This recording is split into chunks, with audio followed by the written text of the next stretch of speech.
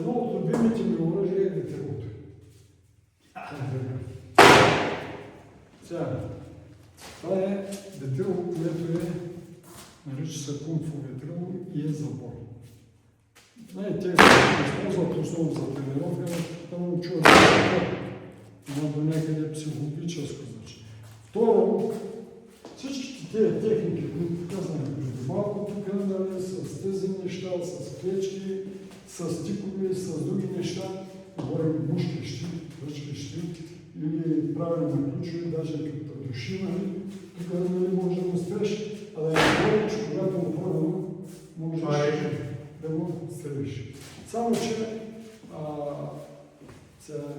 хубаво да си поддържате ръчния климатик, не да го загубите. Затова е хубаво да знаете, че отварянето се прави повече, за да прикрие удара. Това е така наречена техника на скрития група. Аз стоя тук. Нямаме внимание. Няма случва. Аз не ударям с това. Да. Ударям с това, само че тук следва ръката ми. После може да минем на шредер, Знаеш, че влезе ръката и не излезе. Значи, първо, за лятото в Малайзия, като бях, просто с Магдо тогава молехме за колички от картон. Неща да умрем, за да се видим. Хората имаха ветрила, то може, то говорим. Но това е специализирано точно за тази цел. И работиш. Нали, работиш. Типично нинджутсу, което отнема вниманието. Също всеки може да работи. Тоест да се принесете вашата техника в това. Могат да стават всички тези парализиращи техники, нали, тези ключови, тук тези техники, които съм казал.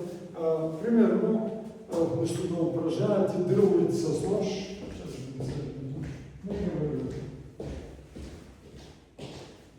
работите ли с това просто? Да кажем, това се нарича тип дълн, т.е. когато може е тук. То не замахва тук. Така, чистим тук. Нали? Чистим. Контрола на Когато значи видяхте.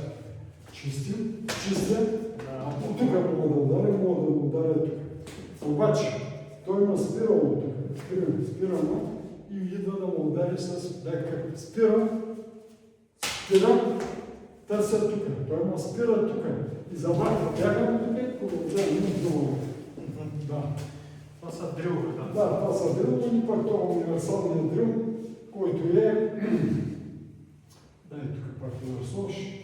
Така, спирам аз. Сега съм да не ти възпираш, че сте служен по същия начин. По същия тук. Не мога? Не, тук. Така и мога да реши тук. Не, с ножи. Така. Не.